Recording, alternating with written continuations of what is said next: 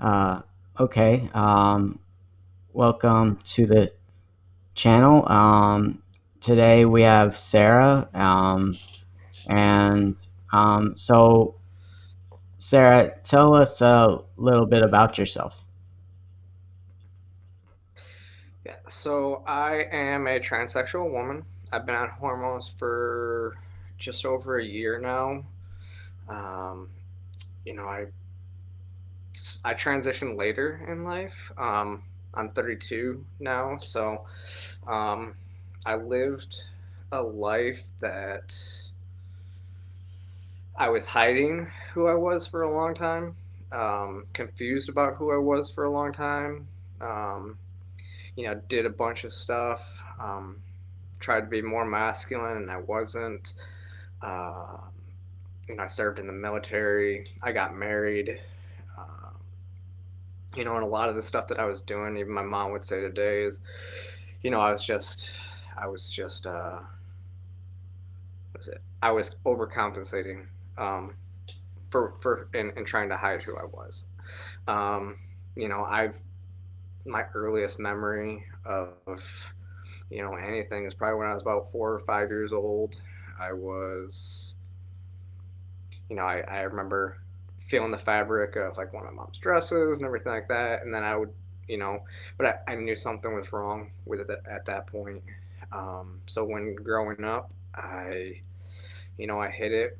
I would always, though, I'd always, sometimes just wonder what it was like to be a girl for a day or, anything like that. And so then we finally got the internet when I was in about middle school, and that's when I started searching, trans issues and everything like that. You know, I could, I actually found that there was a space, but still, I repressed it for so long. I didn't necessarily want to believe it about myself. I wish that there was something that could like make me normal, and even that time in middle school, going through puberty and everything, that was a really confusing time for me because I liked women, but I was envious of women too. I had a feeling that I wanted, like, I wish I could be them, in a lot of sense. And even to myself, I was like, I couldn't even express, I couldn't even accept it myself that that's who I was. I can relate to that part because like I would want to be a guy, I th- but I wanted to believe, is this what a crush feels like? Maybe I like this boy. No, I just wanted to, put on his skin and wear it. Yeah. Yeah, and I mean, I thought, even most of the time growing up and everything like that, I thought I, it could just be a fetish, which a lot of people would say that it's just a fetish. No, I mean, I thought I was just a cross dresser, and that I had to explore a little bit more, and then I'd consider myself gender fluid because I loved living on weekends as a female, and then when I finally started living more full time female and everything like that was right after I came out to my family. Well, so I came out to my wife in 2015. We stayed together for a full year after I came out. She's been very supportive, but she was very straight at the time. She married a man. She didn't want to be with a woman. So it made sense. We ended up, we separated, and that's when I started exploring more. I was in the army at the time, and I had gotten out of the army and moved to Atlanta, and that's really where a lot of stuff just took off. And I mean, I believe in divine intervention, I guess, in some ways, because like I went to a Nashville Pride event with my friends, and that's kind of what jump started my whole transition stuff. I went to the Nashville Pride event as female, everything like that. I had already accepted the fact that I probably was trans, and I was still trying to figure stuff out. Went to this Pride event, and then about a month later, I get a text from my dad that he said, "I saw this picture on Facebook. Do you have something you want to tell me?" Oh. and that's and I basically just said, I think the picture, and he, well, in the comments he always said, he goes, I'm not going to love you any less. It's like the first thing he also said, and I said, Well, I think the picture explains itself. um, I'm like, I still like girls. For some reason, I thought that was important. But you know, um, and it's been good. So then I took that message, I screenshotted what he sent me, and what I sent him back, and I said, "Hey, this is out there. You know, this is what's going on," and basically sent a text message to my mom, brother, sister, a couple, my aunt, my cousin, and a couple of my really close friends. So it was an amazingly super supportive day. Like I cried almost all day because it was just super positive and everybody was like really supportive. Um, and then that was like June of 2018. So I didn't start hormones until March of last year. That's when I kind of was like, I mean, some of it's that it takes time Yeah. to start hormones, um, just just to get an appointment because I'm actually on an informed consent model, so I don't have to go through a lot of the gatekeeping and stuff like that, and so I'm like I'm on informed consent, and but it was like 2 months to even get an appointment. In that same time, I did all the stuff to had to free sperm in case I want to have kids later and everything like that. And I've also accepted the fact that I'm bi and not I'm not just into women because I actually it is kind of amazing when you start transitioning. I mean, when I look back, I always go, well, that makes sense. When I imagine being with a you know I would fantasize about being with men too. So I guess that was also the other part that for me was like I don't want to do. I'm like it just was something that I was denying myself. I was very very much in self denial on that. And so now, yeah, it's very very much been a great year for me. It's jump started a lot of different stuff. You know, yeah, it's I, my mom will tell you that she's never seen me happier as well. And so it's just been everything feels right in the world at this point, right? That's so awesome because you hear a lot of not so great stories because like I guess what the media focuses on is the people that aren't accepted, and whenever you have that focus on nothing but the bad stories, you have people wanting to come out, uh, even if they have a positive support system. You'll have them thinking, "Oh, if I come out as trans, this is basically a death sentence because then my family will disown me. I'll be homeless, all that other stuff." I mean, it's not. I'm not trying to take away the importance of addressing those problems. I'm just saying, whenever it's all people Yep. focus on, it's not really a good thing. Uh, but No, you're absolutely right because it is an issue. Because they do say, um, the suicide rate could be dropped by 80% if with accepting parents. So yeah, that's significant. Um, I was definitely afraid to come out to my grandparents on my mom's side, just because I didn't, some stuff's happened throughout life, and it's you just don't want to lose. I like to go hunting and everything with my grandfather and everything like that, and I, I feel like just one of the grandsons, and um, so I didn't want to hurt him, and actually So my mom actually did it for me because they live in Michigan. They live right down the street from her, and so she always tells me now that it was a good experience for her because she got to see what I go through every single time I tell somebody, I'm trans. And it's not so much anymore because I present trans, so it's not such a big deal. Um, but that was a big fear for me. Yeah.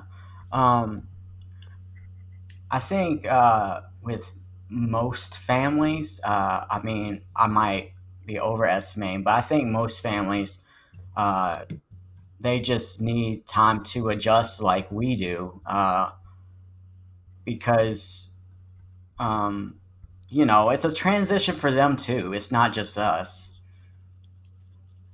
And Absolutely, absolutely. yeah, and also I wanted to ask you.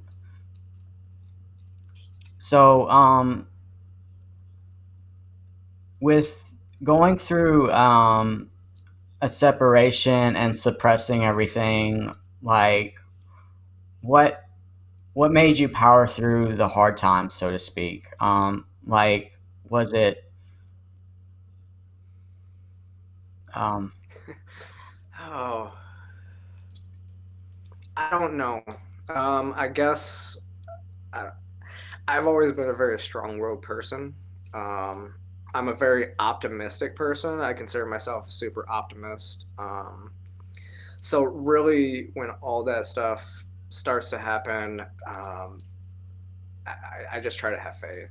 Um, I just know that whatever's happening right now is going to be for the better later. I mean, another example of this is, I lost my job in November, and at that time, I go, this might actually be, one of the best things that could have happened to me.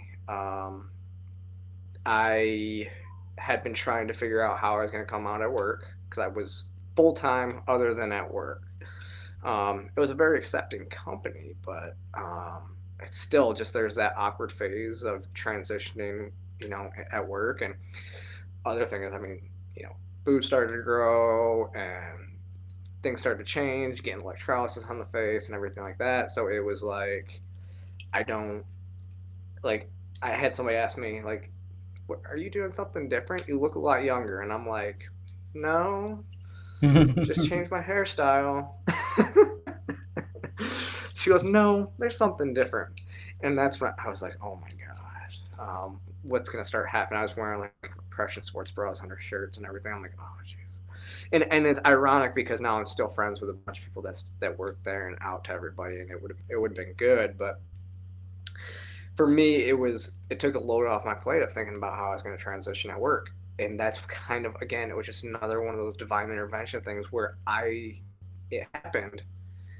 And like the next week I applied to get my name changed officially and everything like that. I'm like, this is my chance to just fresh start somewhere new, doing that. And that's even what's going on even with this virus and stuff like that, because I'm quarantined.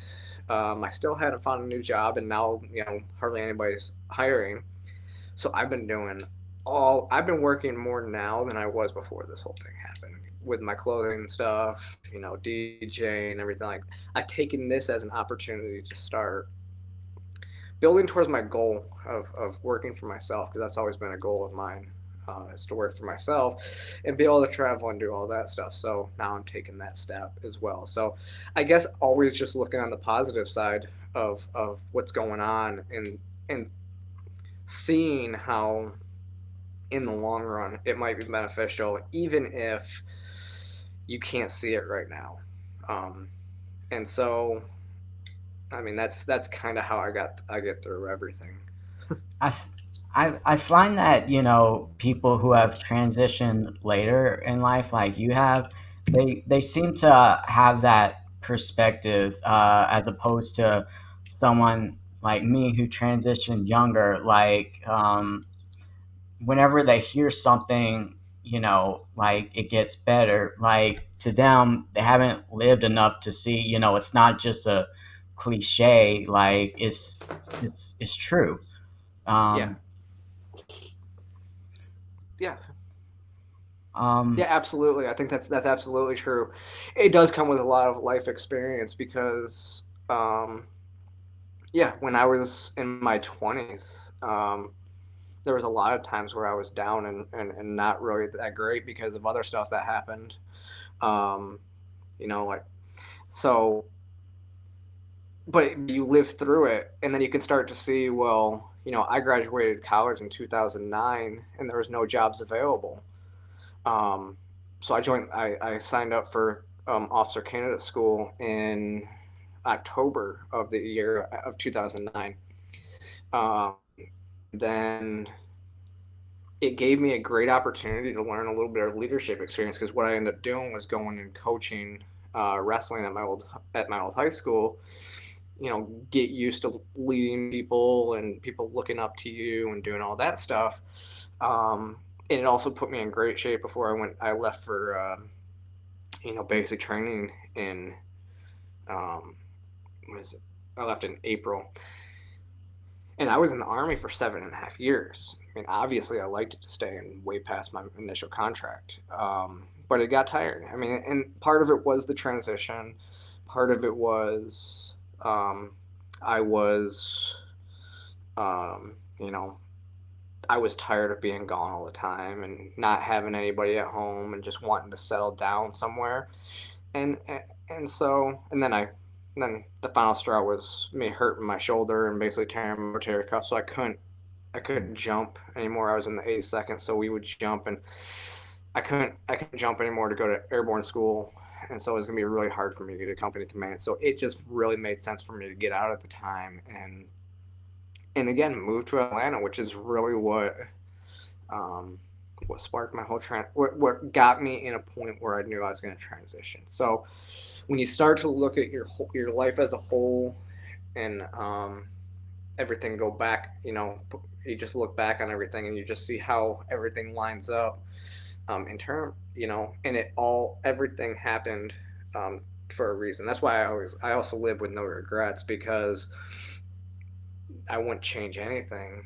I mean, would I don't regret not transitioning earlier, though I wish I would have found transitioning earlier. But as you just said, maybe I wouldn't have had the maturity to transition earlier either. Um, so, um, but everything's always. I mean, I think everything leads up to where you're at right now, um, and it's this is a good space, good time for me, and I'm happy. I'm completely happy. So I would never change anything. yeah, yeah. So I guess, to be honest, I think even though this is a little, I guess, short, I kind of want to end on that note because, like, you can't get better than that. um, so we I can we think, can cut here, yeah, yeah. yeah. So let me know if in the comments if you've learned anything from this or found a little bit of hope in this, and uh, I will try to post a video next week with another guest. But in the meantime, feel free to share. And Sarah, do you want me to include any links in the description? Yes, absolutely. My channel, my Twitter account, um, and then yeah, I'll just send you all the other links. Like I said, I'm running a business, StubbinsLTD.com, where we have a quarantine line out right now, which 100% of the profits from that line are going to local food banks. We have an LGBT line where 10% of all those profits are going to right now. They're just going to that local Pink Pistols organization. We have, and then for Memorial Day, 20% of our Patriot line are going to um, veterans organizations. So All right. I'll put that Awesome. in the description as well. Um, Yeah, I'll send you all the links because I have a lot of projects going on. 934.com. I'm writing for them. And if you want, actually, to kind of what we ended on, I do have some positive articles in there as well. Like I wrote an uplifting piece, kind of on looking at the good side of like the coronavirus stuff and everything. All right. Well, okay. I will be sure to include all that in the description. Until next time, y'all have a good day, night, whatever. Okay.